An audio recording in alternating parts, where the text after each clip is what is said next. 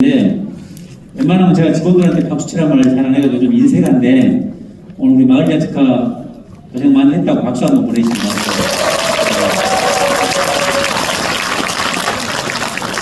기분 좋죠? 말을 보고를 최대한 짧게 하고 최대한 말씀을 많이 듣는 쪽으로 하도록 하겠습니다. 우선 크게 두 가지인데요. 그동안에 민선 8기 때 추진했던 것에 대해서 간략하게 소개를 하고 올해 중점적으로 하는 것에 대한 보고 말씀을 드리고 대화를 이어가도록 하겠습니다. 민선 8기 구정 목표 여기 계신 분들은 굉장히 자주 들으셨기 때문에 다 아실 겁니다. 크게 이제 6가지 과제인데 인문도시, 경제도시, 희망자치도시, 문화관광도시, 생태도시, 안전건강도시. 이걸 이제 키워드로 하면 인문, 활력, 원정, 매력, 공전, 안전입니다. 그때 이제 과제별로 보면 인문도시는 여러 차례 제가 말씀을 드렸는데 이제 저는 이거라고 생각합니다. 마음의 행복을 키워갈 수 있는 도시가 인문도시다. 그동안에 우리는 물질적으로 많이 성장을 했지만 마음의 행복은 그 성장만큼 뒤따라가지 못했기 때문에 마음의 행복을 키워주는 그런 도시. 그리고 하나는 내가 살고 있는 공동체 정신, 공동체 역사성, 우리 공동체만의 정신을 만들어가는 도시다. 저는 그렇게 생각합니다. 그래서 이제 크게 보면 5가지. 주민들의 인문 활동이 일상적으로 활발하게 일어나는 도시. 그래서 인문, 문화, 예술 이런 활동을 활발하게 하실 수 있도록 지원하고 함께하는 것 이렇게 생각하시면 될 것 같습니다. 그 다음에 이제 여러 가지가 있습니다만 사람 중심의 건강한 도시 환경은 올해부터 이제 저희가 이따 잠깐 설명을 드리겠습니다만은 먹거리도 이제 우리가 신경을 쓰겠다는 겁니다. 그래서 우선 어린이집, 유치원, 공공급식이 되는 곳에 건강한 먹거리를 통해서 우리의 건강을 챙기는 그래서 옛날에는 싸고 이렇다면 이런 걸 생각했다면 이제는 우리의 어떤 삶에 있어서의 가장 중요한 건강의 문제까지도 챙길 수 있는 그런 먹거리 정책까지도 신경을 쓰는 것 이게 저는 인문도시라고 생각합니다. 그 다음에 이제 미래 세대의 인문적 소양 우리 중학교, 초등학교, 고등학교 학생들이 공부하고 대학 가는데 너무 집중하는데 이 아이들에게 세상의 정말 다양하고 폭넓다라는 것을 보여줄 수 있는 그런 소양을 키워주는 도시가 저는 인문도시라고 생각합니다. 이렇다면 공부만 하는데 우리 동구의 초등학생 학생들은 다른 어떤 도시보다 한 가지는 잘해요. 뭔지 아신가요? 통기타는 다칩니다. 그 다음에 이제 중학교, 고등학교 인문 동아리 활동을 통해서 세상을 보는 눈을 키워주겠다. 그래서 인생을 살아가는 데 있어서 선택을 하는 데 있어서 큰 도움이 될 수 있도록 하겠다 이런 겁니다. 경제 이제 민선 8기 때 가장 이제 역점적으로 두었던 게 새로운 산업의 생태계를 만드는 건데 그 새로운 산업 생태계가 4차 산업과 관련된 AI 헬스케어 사업이고 그 1단계, 2단계까지 해왔고 지금 3단계를 추진 중인데 여러 가지 국가 재정이나 이런 문제 때문에 어려움이 있습니다. 일례를 저희가 이제 지금 법정동인 대임동에 창업 캠프가 2개가 있는데 72개의 회사가 지금 들어와 있습니다. 그래서 이런 새로운 산업 생태계를 만드는 게 핵심 중이었고요. 두 번째는 이제 동구는 어쨌든 소상공인 중심의 이렇게 경제 생태계를 갖고 있습니다. 가장 중요한 이제 대표적인 게 충장상권인데 충장상권이 굉장히 어려워졌습니다.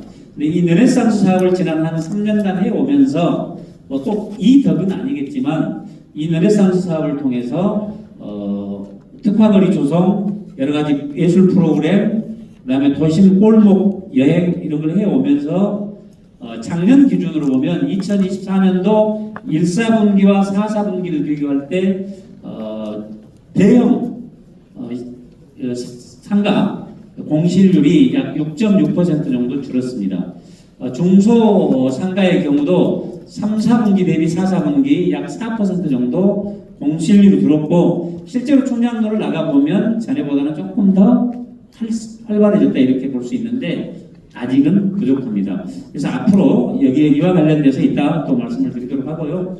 원정, 미래가 있는 희망자치 도시와 관련해서 이웃과 이웃이 서로 정을 느낄 수 있는 그런 도시를 만드는 건데, 작년에 이제 그 전에는 여성 친화도시, 아동 친화도시, 고령 친화도시인데 작년에 우리 동구가 새롭게 장애인 친화도시로 들었었습니다. 아마 대한민국에서 4개 친화도시가 있는 데는 거의 없으리라고 보고, 작년에 특히 이제 고령 친화도시는 우리나라에서 최초로 세계보건기구로부터 3단계 인증을 받았고, 장애인 친화도시로 이제 들어서면서 장애인들의 어떤 생활편이라든지 장애인들의 일자리라든지 장애인들의 건강 문제라든지 이런 것에 대해 더 질 높은 그런 동구를 만들겠다 이렇게 말씀을 드리겠습니다. 그리고 이제 원정과 관련돼서 광주형 통합돌봄 사업을 하는데, 광주형 통합돌봄 사업 중에서 특별히 우리 동구가 하는 사업이 인기가 가장 많은 게 아픈 아이 긴급병원 동행 서비스입니다.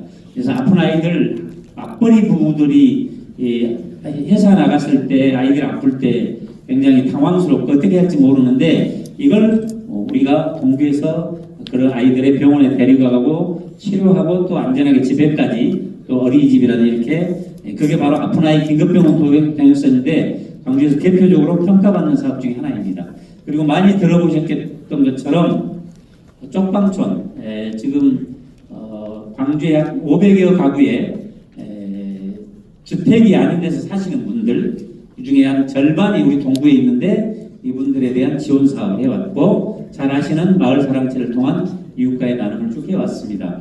그 다음에 이제 매력 있는 도시, 체류형 문화관광 도시를 만들기 위해서 아시아문화전당권, 지산유원지, 무등산권을 연결하고 골목 관광을 쭉 추진해 왔습니다. 이것도 다음에 또 설명을 드리도록 하겠습니다.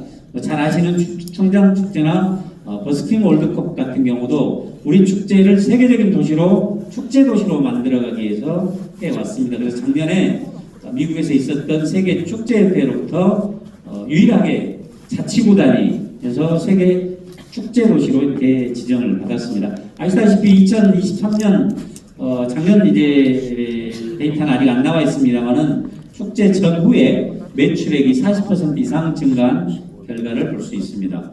그 다음에 공존, 자연과 인간이 공존하면서 살아야 되는데 이런 문제 때문에 기후위기 이런 거 오잖아요. 그래서 탄소 중립, 탄소 배출을 제로로 하겠다는 게 탄소 중립인데요. 그 다음에 이제 기후변화에 대응해서 친환경 에너지 생산, 이게 이제 수소도시 사업이고, 여기 이제 소소도시 사업 중에 하나가 여기 지금 보면 이게 지금 어디냐면 여기가 지금 옛날에 그 쓰레기 매립장입니다. 약 4만 평 정도 되는데 이 일대에 그 수소를 생산하고 전기를 생산하고 수소 충전소를 만들고, 그 위쪽에는 이제 가칭 H파크, 수소의 H2인가요? 그 다음에 힐링, 그 다음에 휴먼, 이런 H파크를 만들어서 사람들이 찾아오는 공간을 만들고, 이런 공전, 그리고 친환경 생태도시를 만들겠다는 겁니다. 또 하나는 우리 친환경 자원순환센터가 산수 이동에 있는데 아마 전국에서 최초로 만들어진 겁니다. 그래서 이 동그라미 원이라든지 이런 걸 통해서 쓰레기 배출의 음식물 쓰레기는 낮추고 재활용은 높이고, 또 이런 사업이라든지 친환경 자원순환과 관련된 주민들의 활동하는 공간이기도 합니다. 안전과 관련해서는 이제 올해부터 저희가 작년부터 한 1년을 준비해 왔는데요. 동구는 이제 원도심이다 보고 구도심이다 보니까 오래된 건물들이 많습니다. 그 중에서 특히 지금 아파트가 한 70%, 나머지 30%의 주택들의 노후화가 많이 되어 있습니다. 그래서 이걸 어떻게 도움을 드릴 수 있을까 생각하면서 약 이 노후주택이 2만 세대 이상이 됩니다. 2만 가구 이상이 됩니다. 맞는 거죠. 이제 그 정도 되는데 이걸 이제 자기가 작년부터 용역하고 일일이 다 현장 조사하고 해서 올해 시범 사업으로 산수동 일대에 최고 얼마까지 해주더라? 1,200만 원인가? 이렇게 지원을 해서 올해 47가구부터 시작을 합니다. 그래서 집수리 지원 사업을 한다는 말씀을 드립니다. 이게 안전과 건강한 생활을 위한 그런 내용입니다. 보행환경 개선, 그리고 이제 이따 또 설명이 되겠습니다만은 건강도시와 관련돼서 새롭게 보건소의 기능도 개편하면서 주민들의 맞춤형 건강, 예방적 건강을 위한 그런 사업을 쭉 해왔다는 말씀을 드립니다. 그러면 이제 올해 역점시책을 말씀드리겠습니다. 우선 지금 민생경제가 굉장히 어렵습니다. 국가 살림도 현 정부 들어와서 굉장히 엉망을 했고, 그러다 보니까 지방재정도 굉장히 힘든 상황입니다. 그래서 뭔가 지역으로부터 이 경제적으로 막 지출이 되고 사업도 되고 해서 민생경제가 나아져야 되는데 그렇지도 못하고, 또 부자들 세금 깎아주면서 지방경제 재정이 엄청 어려워졌습니다. 이러면서 어려워졌는데 이 민생경제 중에 가장 힘든 게 특히 소상공인들입니다. 그래서 지난 1월과 2월에 저희가 광주시 5개구가 함께 상생카드 특별 할인을 원래 7%를 해줬는데 올 2월까지 해서 3% 추가했습니다. 예를 들어서 여러분들이 광주은행에 가서 이 상생카드를 50만 원을 사면 그 전에 5,7에 35, 3만 5천 원 할인을 해줬는데 1, 2월에서는 5만 원 할인을 해줬습니다. 3만 원어치 사면 3만 원, 아니 30만 원 사면 3만 원 이런 겁니다. 그래서 아마 거의 소진이 된 걸로 알고 있습니다. 그 다음에 이제 2차 소상공인들에 대한 카드 수수료를 올해부터 저희가 동구에서 지원하고자 합니다. 그리고 이제 경영 안정 지원 사업을 꾸준히 해오고 있고요. 특히 소상공인 평내 보증과 관련해서 청년들 배당을 전체 저희가 이제 보증하는 것 중에서 30%를 청년의 몫으로 하고 있습니다. 이제 이건 상당히 이제 어려운 과제이기도 한데 저희가 지금 준비를 하고 있는 게 지역 카페를 마련하겠다는 겁니다. 지역 카페는 뭐냐? 아까 광주사랑 상품권은 광주시 전체에 쓰는 거잖아요. 근데 이건 이제 동구에서만 쓸 수 있는 화폐를 만들겠다는 겁니다. 예를 들어서 이제 저희가 이제 10%를 할인하는 걸 발행을 하면 100억을 발행하면 저희가 10억을 부담한 겁니다. 동구에서. 그리고 이 100억이 대인시장, 남광주시장, 충장로 상권, 금남로, 골목 상권 30억 이하인가요?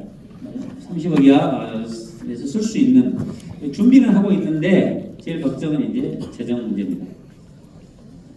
그 다음에 이제 골목형 상점과 지정에 저희가 지금 중점을 두고 있습니다. 그동안에 예를 들어서 대인시장, 남광주 이런 시장이라든지 충장로, 금남로 이런 데는 상인회를 결성해서 이런 상인회 상가들은 온누리 상품권 이런 것들을 쓸 수가 있었는데 나머지 예를 들어서 저기 하금동의 의제로, 그 다음에 예술의 거리, 또 동명동 이런 데는 쓸 수가 물론 일부는 있어요. 쓸 수 없게 돼 있었는데 온누리 상품권이나 그 다음에 각종 공모 사업을 신청을 할 수 있는 권한을 골목형 상점가는 가질 수가 있습니다. 이게 이제 최근에 법이 바뀌어서 그래서 이 골목형 상점가를 현재 저희가 대상으로 하고 있는 게 12개소, 이를테면 산수동 먹자골목, 그 다음에 건축자재의 거리, 그 다음에 금호타운 후문 쪽에 재미로 이런 데를 골목형 상가로 저희가 지정을 해서 앞으로 지원을 해나가겠다 이런 말씀입니다. 그 다음에 이제 올해도 노인 일자리를 저희가 작년보다 약 500자리를 늘렸습니다. 어려운들에 대한 여러 가지 지원을 하고 있습니다. 지금 동명동에, 이게 이제 왜 동명동에 가 있냐 이렇게 말씀하실지 모르는데 동명동에 도시재생 사업을 하면서 거점 시설로 만든 겁니다. 그래서 청년센터, 창작소, 청년의 집, 이 청년들의 공간을 통해서 청년들의 여러 가지 활동을 지원하고 있다는 말씀을 드립니다. 그때부터 이제 저희가 지금 인구가 제가 2018년에 취임할 때 9만 4천이었습니다. 지금이 10만 6천인데 이것도 이제 앞으로 줄어가리라고 생각합니다. 동구는 실제로 1년에 아시아문화전당에 250만에서 300만이 오고 무등산이 전국에서 가장 많이 찾는 산 북한산, 지리산 다음에 무등산입니다.